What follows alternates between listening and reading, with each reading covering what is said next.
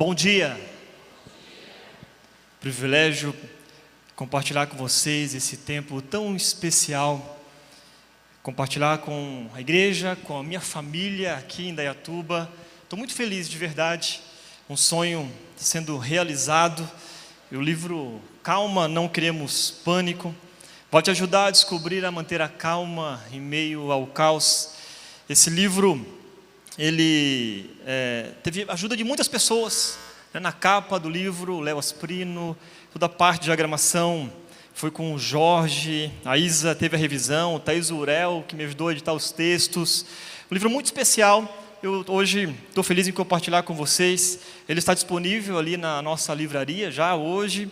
Depois ele vai estar na venda online também para todo o Brasil. Esse livro, nós fizemos 3.000 cópias. Aí eu não sei se eu tive muita fé ou pouca fé.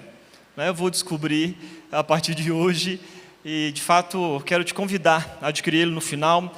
E toda venda aqui na rede desse livro, 100% do lucro, será revertido aos nossos projetos, à nossa igreja.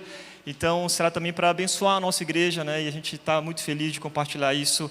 Além de abençoar você com a leitura do livro, te ajudar a manter a calma, também vai voltar aí a abençoar a nossa igreja como um todo e todos os nossos projetos. Então, no final do culto de hoje, quero te convidar a passar na livraria, adquirir o seu, e será muito especial também estar com você ali no final. Bom, para começar, eu quero compartilhar a mensagem de hoje, contando a história que mudou a minha perspectiva e o meu relacionamento com Deus e a confiança nele. E há 20 anos atrás, eu com 21 anos de idade, aí quase 20 anos atrás, eu larguei o meu trabalho em Florianópolis, a minha família, a minha igreja, rumo a Curitiba, respondendo um chamado de Deus. Chamado de Deus para a minha vida e o meu sonho, o meu propósito de me tornar um pastor. E eu fui para Curitiba, então, obedecendo esse chamado. E quando eu cheguei em Curitiba, é muito interessante que eu fui para uma república onde 22 rapazes moravam lá. E eu fui um desses 22. Quando eu cheguei lá, e eu tomei um susto naquela república onde eu viveria os próximos anos. E tive todo tipo de arrepios que você pode imaginar. Não sei se você já entrou em um lugar assim, que te arrepia inteiro. Foi nesse lugar, primeira vez que eu cheguei lá.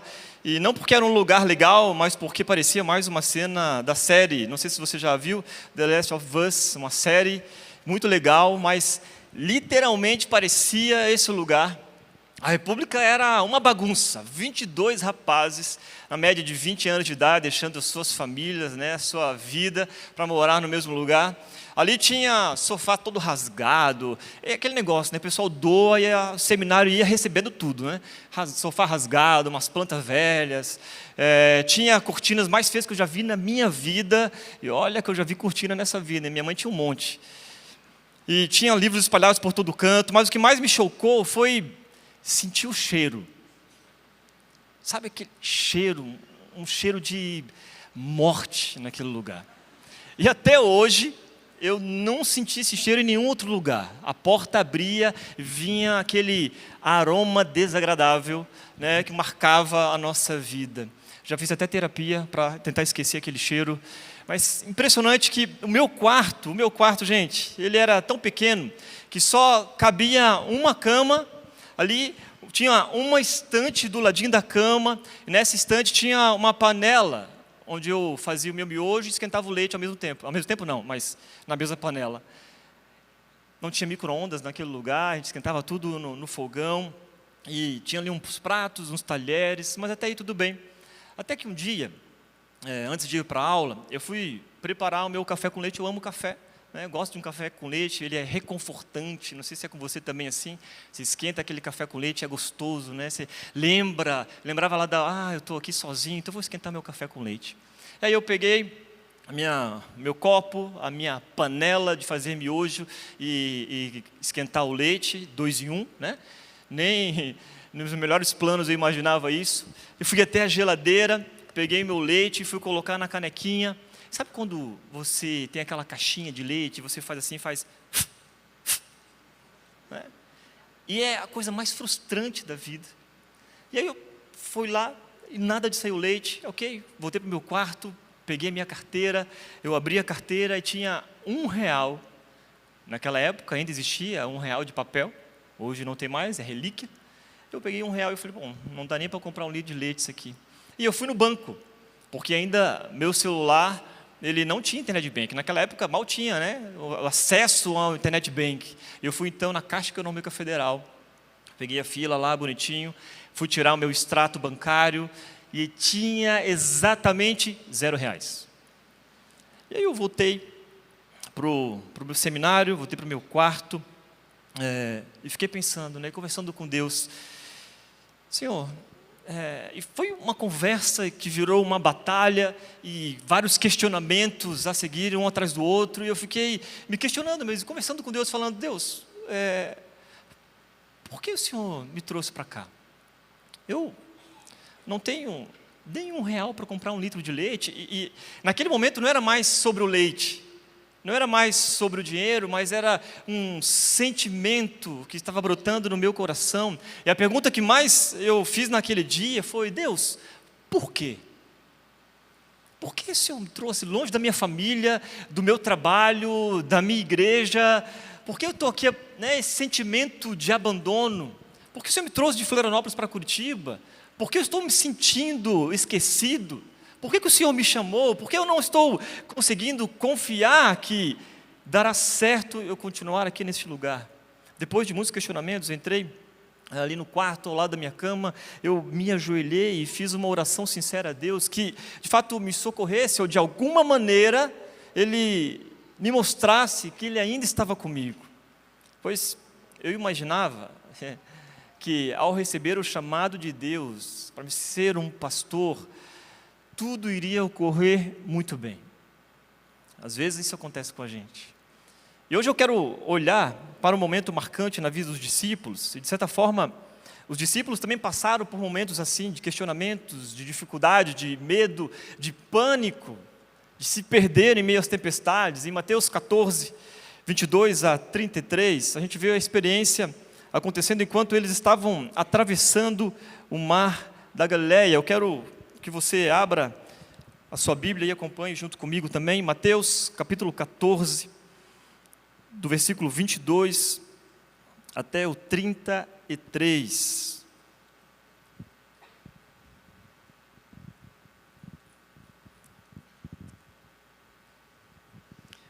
Diz assim: logo em seguida, Jesus insistiu com seus discípulos que voltassem a um barco e atravessassem até o outro lado do mar, enquanto ele despedia as multidões. Depois de mandá-los para casa, Jesus subiu sozinho ao monte a fim de orar. Quando anoiteceu, ele ainda estava ali, sozinho. Enquanto isso, os discípulos, distantes da terra firme, lutavam contra as ondas, pois um vento forte havia se levantado. Por volta das 3 da madrugada, Jesus foi até eles, caminhando sobre as águas. Quando os discípulos o viram caminhando sobre as águas, ficaram aterrorizados. É um fantasma, gritaram, cheios de medo. Imediatamente, porém, Jesus lhes disse: não tenham medo, coragem, sou eu. Então Pedro gritou: se é realmente o Senhor, ordene que vá caminhando sobre as águas até onde está. Venha, respondeu Jesus. Então Pedro desceu do barco e caminhou sobre as águas em direção a Jesus. Mas quando reparou no vento forte e nas ondas, ficou aterrorizado, começou a afundar e gritou: Senhor, salva-me! No mesmo instante, Jesus estendeu a mão e o segurou. Como é pequena a sua fé, disse ele. Por que você duvidou? Quando entraram no barco, o vento parou. Então os outros discípulos adoraram e exclamaram: de fato, o Senhor é o Filho de Deus. O texto de Mateus 14 acontece logo após 2 grandes eventos. Primeiro, a morte de João Batista. João, primo de Jesus, profeta, que preparou o caminho de Jesus, foi assassinado por capricho e corrupção, uma morte brutal e injusta. Jesus, então, tomado pelo luto, se retira para orar. Depois, houve a multiplicação dos pães, um milagre de provisão pública, uma multidão foi alimentada ali, cerca de 5.000 homens, talvez 15.000 pessoas, contando mulheres e crianças, é alimentado com apenas 5 pães e 2 peixes. Depois disso, o povo então quer fazer Jesus rei à força, está lá em João 6,15, mas ele rejeita esse caminho e se afasta. É nesse momento que Jesus insiste com os discípulos a entrar no barco e atravessar o mar da Galileia. Aqui está um pouco desse mar. Na verdade, é um grande lago, muito bonito, lindo. O lago é cercado por montanhas, sujeito a ventos fortes, tempestades repentinas. Os discípulos, então, obedecem a Jesus, entram no barco e Jesus, então, sobe para o monte para orar. A travessia era mais ou menos de uns 8 quilômetros, esse processo todo. Mas no meio do caminho, eles ficam presos ali na metade, remando contra o vento por horas. E talvez você esteja exatamente no meio dessa travessia na sua vida. Quantas e quantas vezes? Talvez você ainda não está onde deveria estar. Não chegou onde deveria estar. O vento está contra, a noite parece longa. Esse foi o momento dos discípulos. E a pergunta que surge é: Jesus, por que o Senhor me mandou entrar nesse barco? Mas é nesse cenário aqui que Mateus quer nos mostrar algo surpreendente. Jesus aqui não perdeu eles de vista, ele sabe o que está acontecendo, ele está ali, no tempo certo ele virá. A história aqui de hoje não é sobre uma tempestade, claro, literal, como na vida dos discípulos, é sobre todas as vezes que a vida nos coloca no meio de situações complexas, no meio de tempestades, no meio de momentos difíceis da nossa vida. Mas Jesus, ele se aproxima no meio de tudo isso de um jeito que nós nunca esqueceremos. Nós vamos caminhar juntos aqui para essa travessia e ver o que Jesus quer nos revelar sobre, em meio a situações difíceis, por exemplo, como luto. Cada um de nós aqui já passamos por isso, talvez, se você não passou um dia, você irá passar, que te pega de surpresa. Talvez situações como uma traição, alguém que você confiava e de repente você foi traído.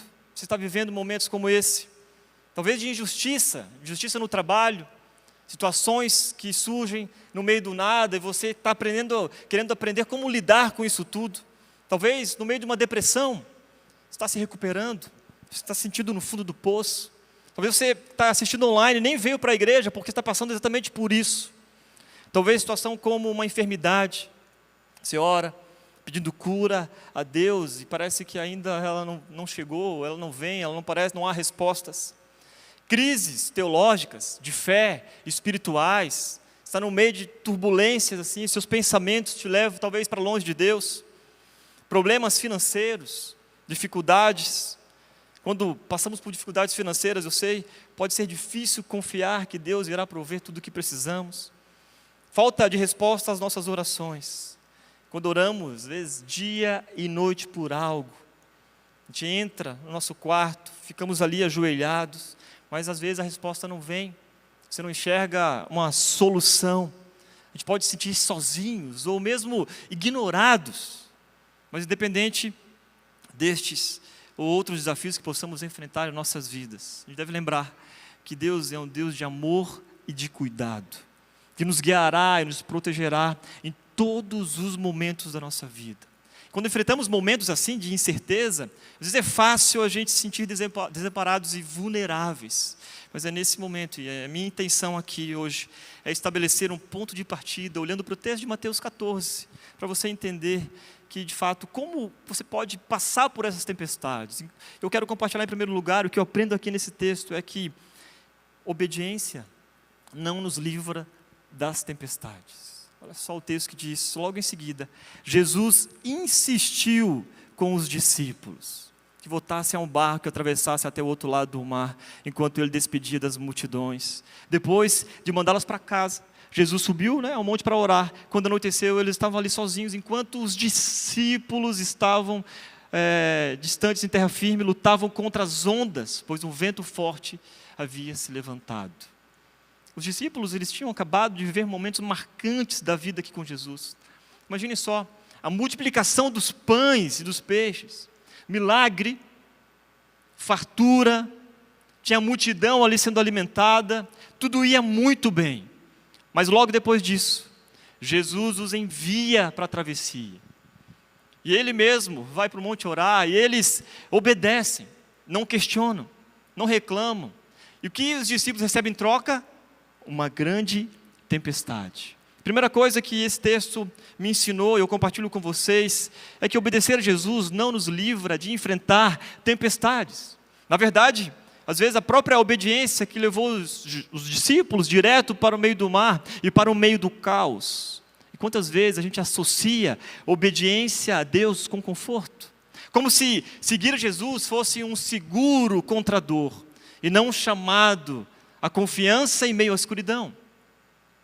Os discípulos estavam ali, não porque erraram, mas porque fizeram exatamente o que Jesus mandou.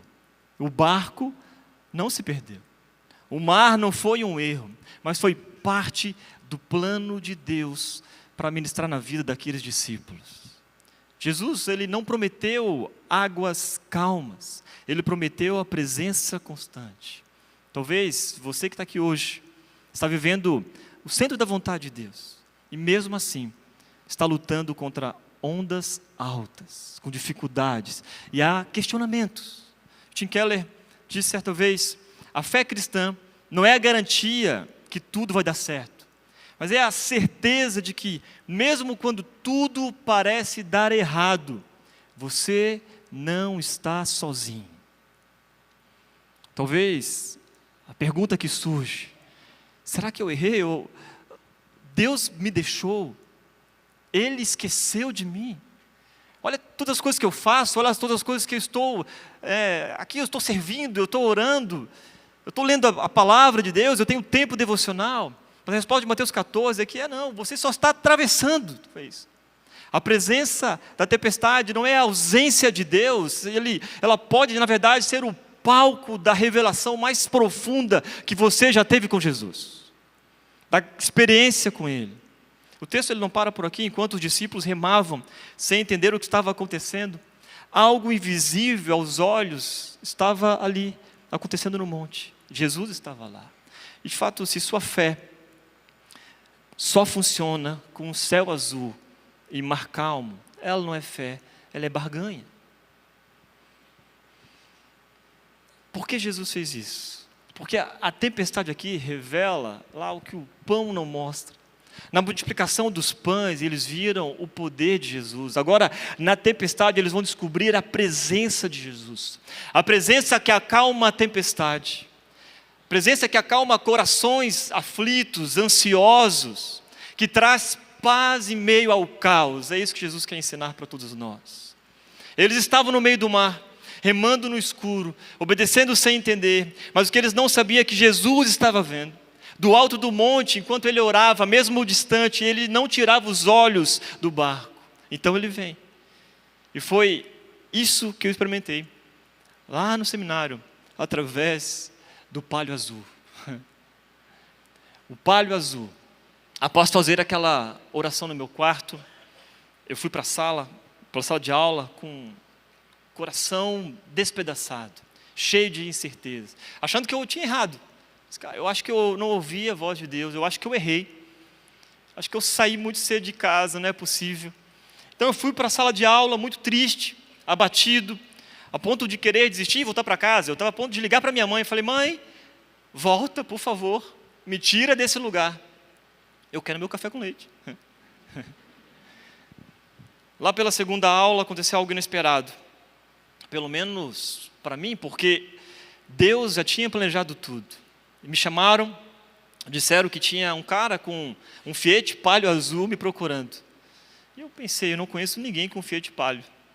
Não conheço ninguém aqui nessa cidade. Que cara é esse? E a resposta aos meus questionamentos veio através dessa experiência. Quando eu cheguei para conversar com ele, o nome dele era Guilherme, ele me disse que a igreja que tinha me enviado para o seminário, a Igreja Batista de Barreiros, eles tinham enviado alguns mantimentos para que ele pudesse então me entregar. Mas o que eu tinha que chamar mais amigos, porque sozinho eu não ia conseguir, nem eu nem ele. E eu fiquei sem entender, mas obedeci também, fui lá, chamei mais 3 amigos e falei: olha, vamos lá, porque chegou algumas coisas para mim, então você pode me ajudar? Nós chegamos lá.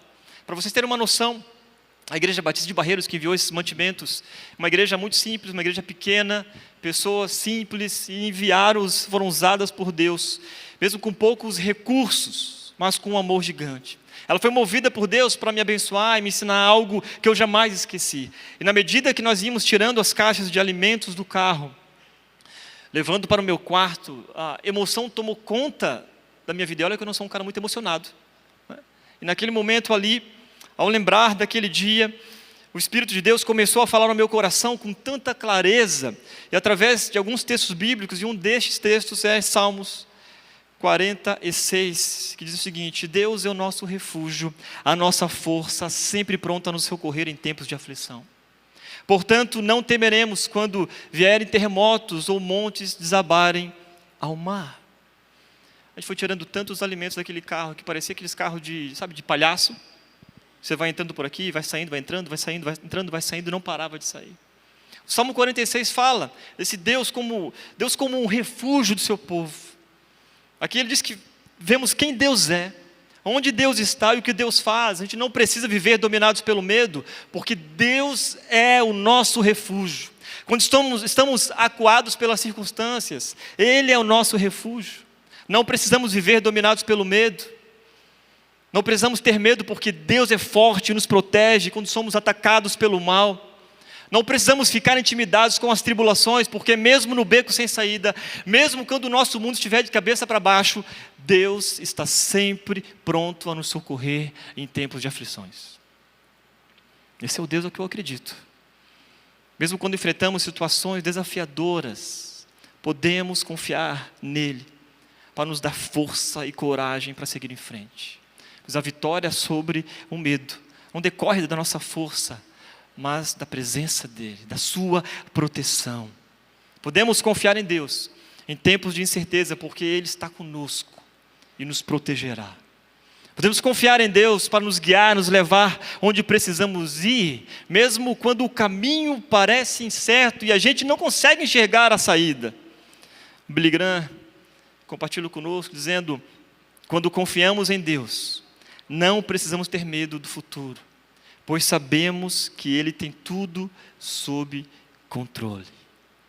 Tudo sob controle. Isso significa que, em vez de nos preocuparmos com o que está por vir, devemos entregar nossas preocupações a Deus e confiar que Ele cuidará de nós.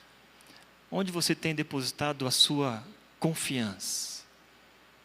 Mesmo que você esteja obedecendo, fazendo tudo certinho, obedecendo a palavra de Deus, orando, mas a tempestade se levantou contra você.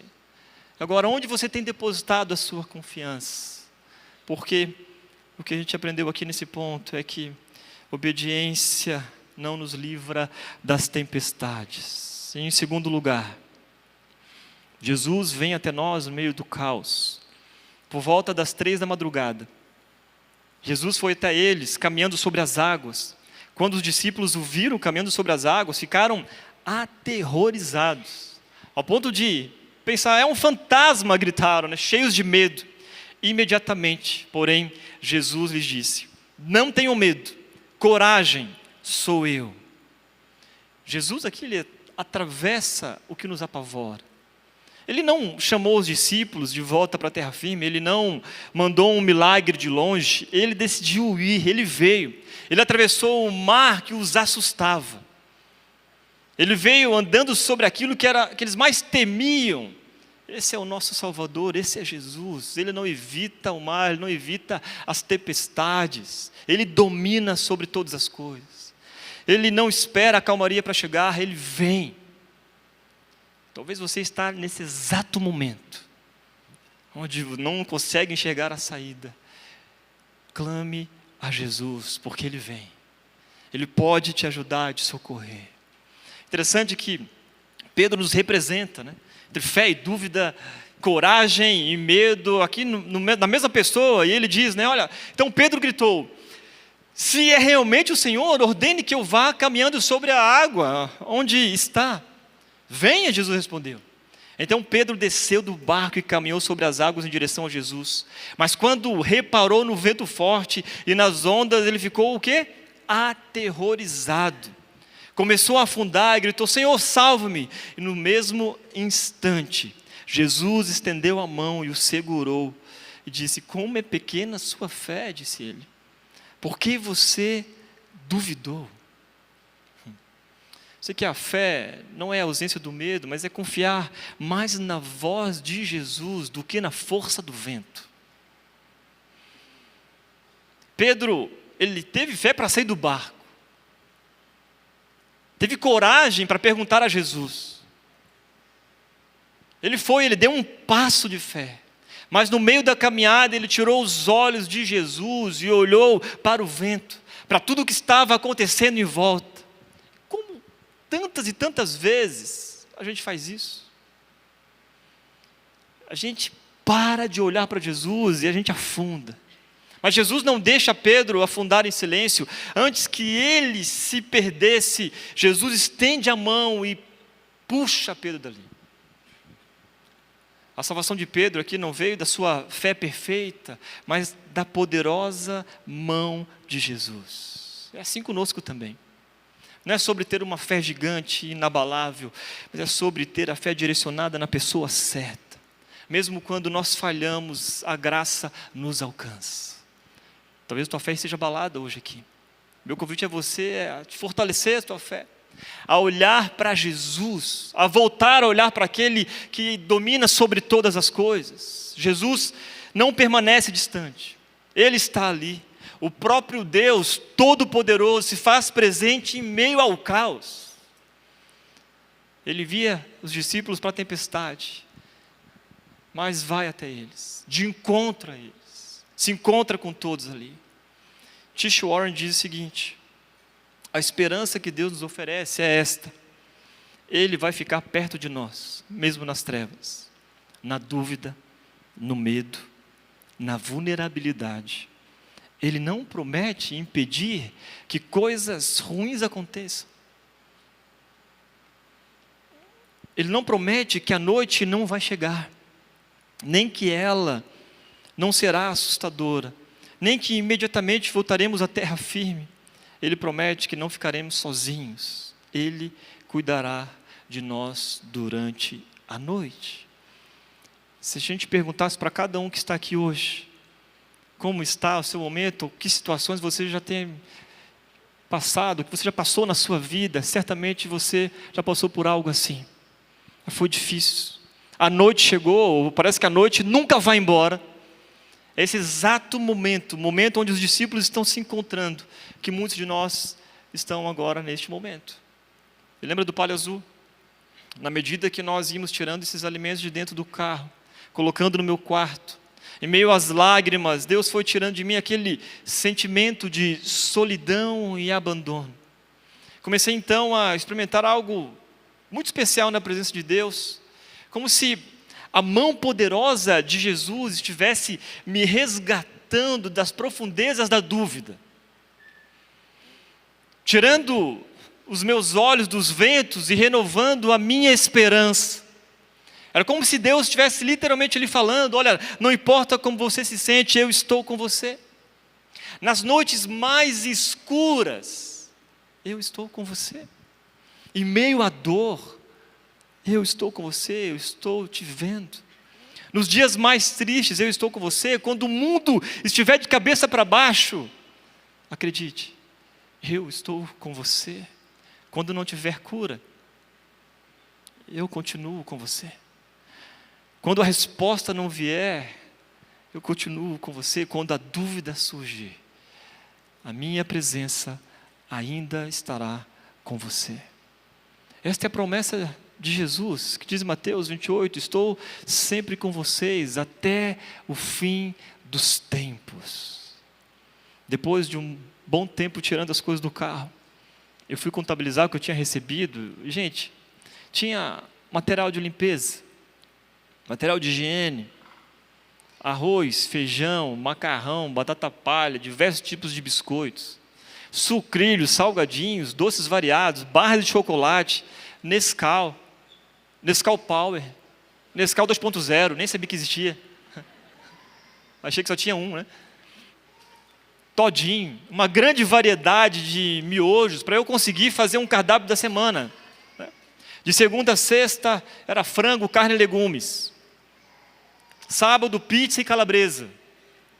Domingo, picanha e costela porque é dia de churrasco. Comi miojo durante 6 meses, foi uma loucura aquilo. E aí vocês devem estar se perguntando, né? E o leite? Eu recebi 40 litros de leite. Era uma vaca leiteira dentro do meu quarto. Uma loucura aquilo lá. Eu peguei então, ganhei tanta coisa ali, que eu abri o mercado solidário do Catarina. Cheguei lá, falei para os 21 rapazes estavam lá, passei no quarto, falei assim, gente, eu recebi muito alimento, não vou dar conta de comer sozinho, quero compartilhar isso com vocês, é só chegar lá, bater na minha portinha, que eu abro a porta e te atendo, minha venda, minha mercearia. E aí os meninos iam lá e falavam assim, Cata, tem Nescau aí? Tem. Pode ser o Power? Tu é enjoado, hein, cara? Então, pode, vai o Power aí. Tem também aí uma Negresco? Espertinho, fazer o combo, o combo já. Tá, leva o combo. Durante 6 meses, aqueles alimentos sustentaram 22 seminaristas. Incrível.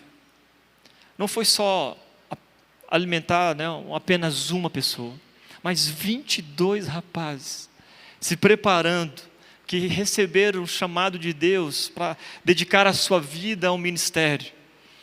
Entenda que confiança em Deus significa ter fé nele e acreditar que ele cumpre suas promessas. Significa depositar nossas vidas, sonhos e anseios nas mãos dele, sabendo que ele nos ama e cuida de nós. Quando confiamos em Deus, não precisamos nos preocupar com as circunstâncias da vida, pois sabemos que ele tem um plano para nós e que tudo coopera para o bem daqueles que o amam. Confiança em Deus, ela é importante porque nos liberta da ansiedade, do medo. Afinal, a nossa confiança está no quê? Na conta bancária? Num relacionamento? No meu trabalho? Onde eu deposito a minha confiança? Na minha saúde perfeita? Quando confiamos em Deus, sabemos que Ele está no controle e que podemos descansar nele, sabendo que Ele fará o melhor, o que é o melhor para nós. A confiança em Deus também nos ajuda a ter uma perspectiva eterna. Nos lembra que a nossa vida não é apenas uma pequena parte, a pequena parte dessa jornada. Além disso, quando confiamos em Deus, damos a Ele a oportunidade de nos mostrar o seu poder e a sua fidelidade em nossas vidas. Mas como podemos de fato confiar em Deus? Confie em Deus, mesmo quando não entender o seu plano. E sabemos que Deus faz todas as coisas cooperarem para o bem daqueles que o amam e que são chamados de acordo com o seu propósito. Muitas vezes não entendemos o porquê Deus permite situações difíceis em nossas vidas. E momentos como este, de incerteza, pode ser difícil confiar em Deus quando nós não entendemos o seu plano, porque nós gostamos do manual, de estar tudo aqui escrito. Qual que é o próximo passo? Nós gostamos, talvez, de entender todo o projeto. Podemos não entender o seu plano imediatamente, mas podemos confiar que Ele sabe o que é melhor para nós e nos guiará através de todas as situações. Eu sei que quando as coisas não acontecem do jeito que nós queremos, é muito fácil questionar o plano de Deus, mas da mesma forma como eu questionei, por que Ele permitiria que coisas ruins acontecessem com pessoas boas? Por que coisas boas acontecem com pessoas más? Por que Ele permite a dor e o sentimento em nossas vidas? A verdade é que nem sempre entenderemos o plano de Deus. Às vezes Ele nos coloca em situações difíceis para nos ensinar lições importantes, assim como foi com os discípulos. Nos ajudar a crescer, a nos tornar pessoas melhores, ter mais fé. Nos forjar o nosso caráter. Mas quando confiamos em Deus, mesmo quando não entendemos o seu plano, estamos demonstrando que acreditamos que Ele sabe o que é melhor para nós. Essa é a confiança que deveremos ter. Estamos confiando que Ele nos guiará pelo caminho certo e que tudo se encaixará. Rick Warren diz o seguinte, olha só o que ele diz: para onde quer que Deus nos mande, Ele proverá. Lembrar disso é um grande conforto e nos fortalece em dias de dificuldades. Então confie em Deus, mesmo quando não entender o seu plano. Continue confiando. Agora também confie em Deus, lembrando de como Ele agiu no passado. Lembre-se dos dias de muito tempo atrás. Pense nas gerações passadas. Pergunte a seus pais, e eles os informarão. Consultemos líderes, e eles lhe contarão. Deuteronômio aqui 32:7, versículo do Antigo Testamento, que faz parte de uma canção de Moisés, que foi composta para o povo de Israel. Este versículo é uma exortação do livro, para que o povo de Israel se lembre dos feitos de Deus em favor de seus antepassados, de forma a reconhecer o amor e o cuidado que Ele sempre teve por seu povo. É olhar para trás. Quantas coisas Deus já fez. Por que agora Ele iria te abandonar? Quantos milagres Ele te alcançou das trevas. Derramou sobre nós bênçãos. Quantas situações Ele já te livrou. Quantas dificuldades você já passou e você sabe que Deus estava ali te ajudando. Através da recordação dos atos de Deus, o povo de Israel poderia fortalecer a sua fé e confiança nele, sabendo que Deus sempre esteve com eles e sempre cuidou deles, e que agora Ele não deixaria de cuidar de maneira alguma. Aqui Ele está encorajando-os a perguntar aos mais velhos sobre os feitos do Senhor. Pergunte para o seu pai, para a sua mãe, pergunte para os seus avós. Olha o que Deus já fez. Como que foi para chegar até aqui? Quais foram as coisas? Pergunte para os líderes. Pergunte para os líderes, está com dúvida? Olha, pergunte para relembrar tudo que Deus já fez no passado. Quando enfrentamos momentos de incerteza, é muito fácil esquecermos de como Deus nos ajudou. Muito fácil. Parece que brota uma ingratidão e a dúvida toma conta do nosso coração. Mas quando a gente olha para o passado e a gente vai se lembrando, uma maneira de fortalecer a nossa confiança é isso. Lembrar das vezes que Ele nos protegeu e nos guiou anteriormente.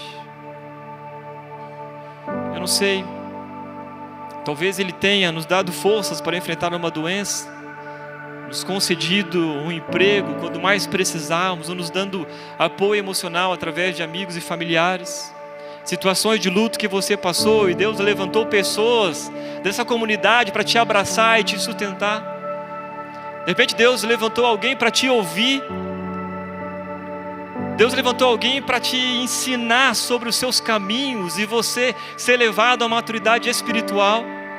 Deus derramou bênçãos infinitas sobre a sua vida, seja financeira, a saúde que estava debilitada, e Deus te resgatou e te levantou. Quantas e quantas coisas Deus já fez. Quantas e quantos testemunhos, quantas histórias Deus já fez e continua fazendo. Por isso, confie em Deus, lembrando de como Ele agiu no passado. Junto com todos aqueles alimentos, eu recebi também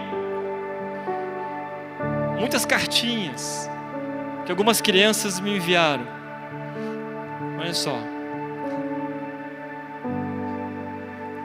Eu e minha família estamos sempre orando por ti.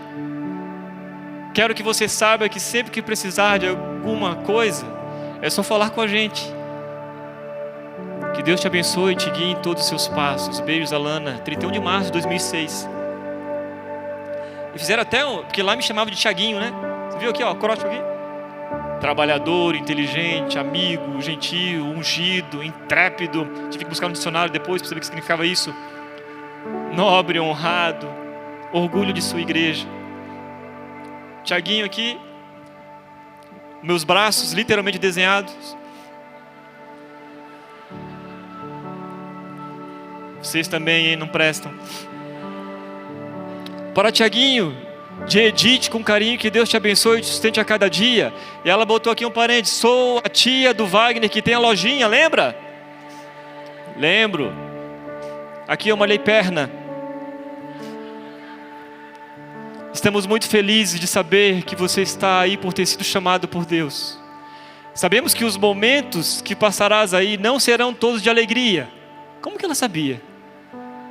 Muitas lutas, dificuldades, saudade com certeza irão balançar teu coração, mas esteja firme, sempre confiante naquilo que não nos desampara jamais.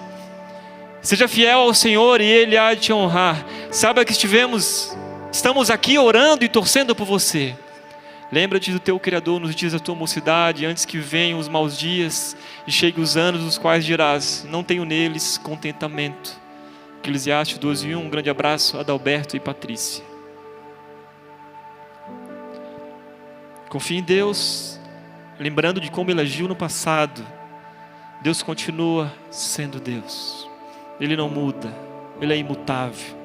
Ele é o Senhor da nossa vida, da nossa história. O ponto 3 da mensagem, eu vou encerrar com isso. O temor aqui então se transforma em adoração. Olha só, quando entraram no barco, o vento parou. Então os outros discípulos o adoraram e exclamaram: de fato, o Senhor é Filho de Deus.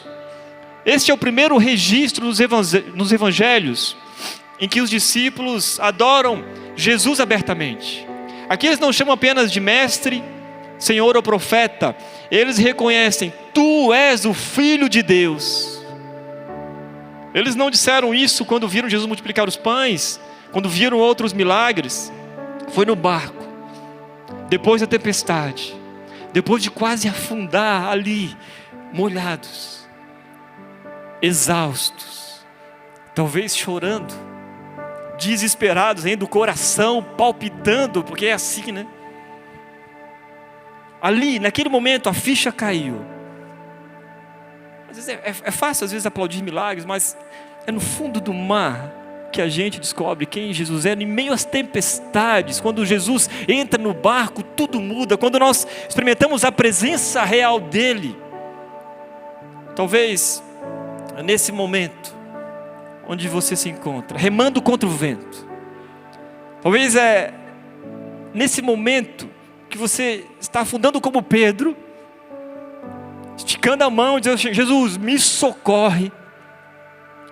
Talvez é nesse momento que você esteja esperando Jesus entrar de novo no seu barco, mas a boa notícia é que Ele vem até você. Ele está aqui, Jesus está aqui. Seu pedido é: Jesus, socorre-me. Jesus, socorre-me. Talvez a má notícia é que o mar ainda pode continuar bem agitado por aí. A situação ainda pode continuar desafiadora, mas sabe de algo?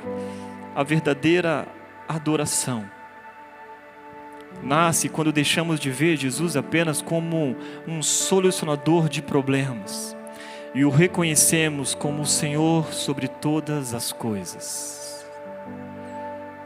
Talvez o diagnóstico abalou sua fé, mas Jesus continua sendo o médico das nossas almas.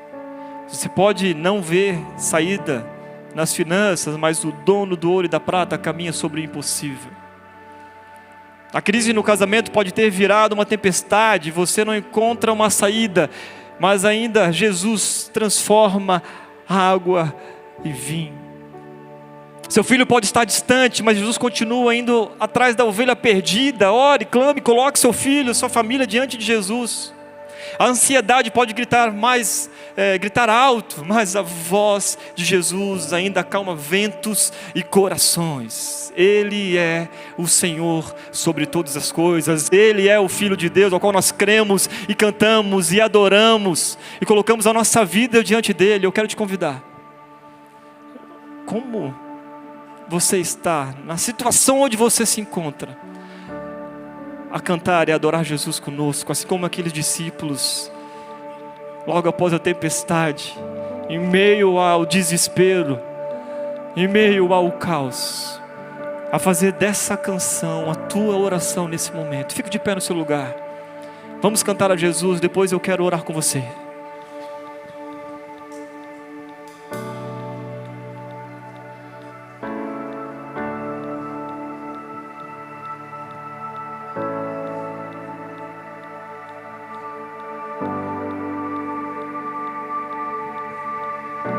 Tua Deus me chama sobre as águas, onde os meus pés podem falhar, e ali te encontro no mistério, em meio ao mar, confiarei,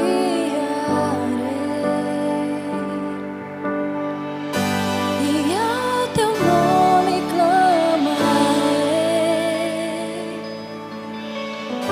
e além das ondas olharei.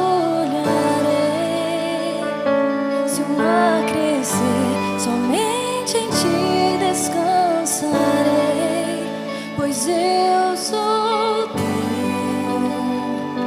e tu és meu.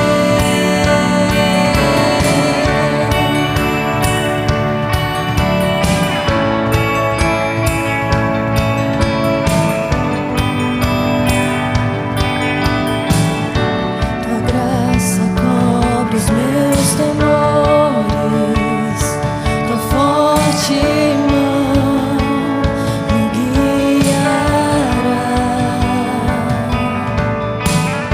Se estou cercado pelo medo, tu és fiel, nunca vais falhar. E ao teu nome clamarei, e além das ondas olharei. Se o mar crescer, somente em ti descansarei, pois eu sou teu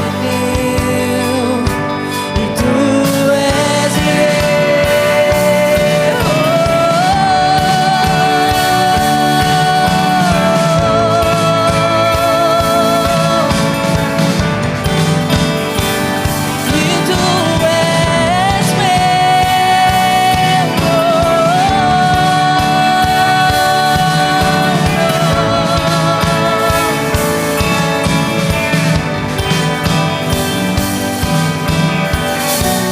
guia-me para que em tudo em ti confie. Sobre as águas eu caminhe, por onde quer que chames.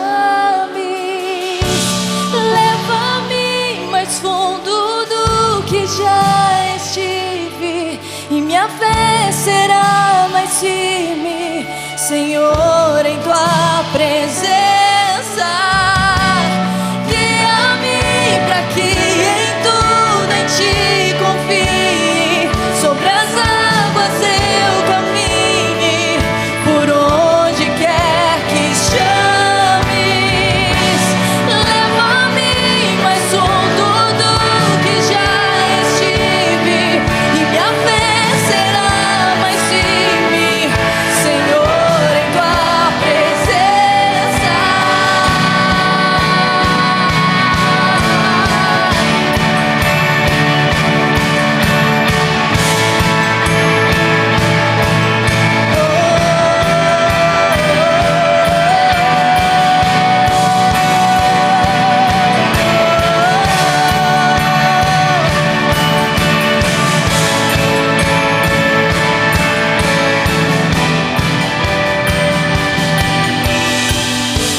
E ao teu nome clamarei,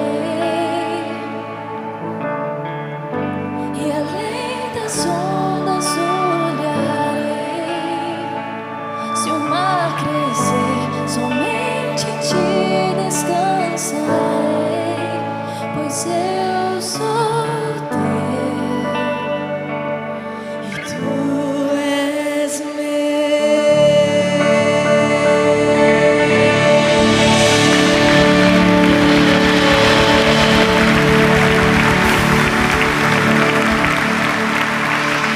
Amém.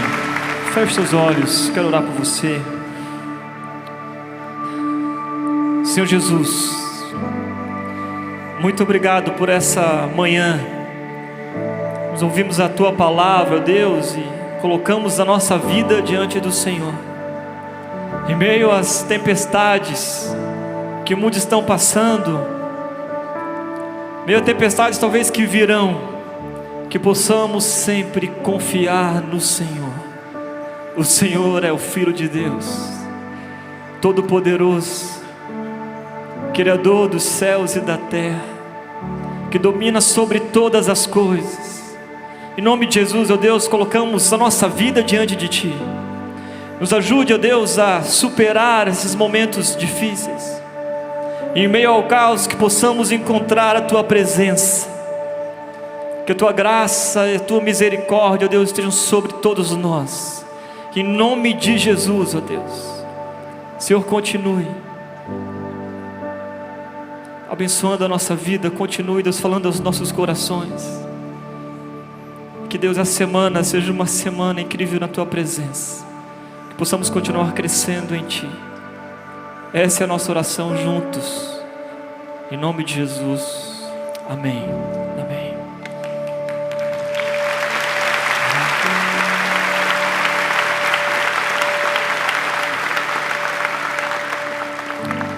É um pouco disso que está aqui nesse livro. Eu te convido a passar no final ali. Se você não está passando por algo assim, você pode comprar para dar de presente para alguém que você conhece. Vou estar ali também para te dar um abraço, e será um prazer compartilhar esse momento com você também. Que Deus abençoe muito a sua vida e a sua história. Que você possa continuar conosco nessa grande jornada, nessa travessia incrível na presença de Jesus. Deus abençoe e até a semana que vem.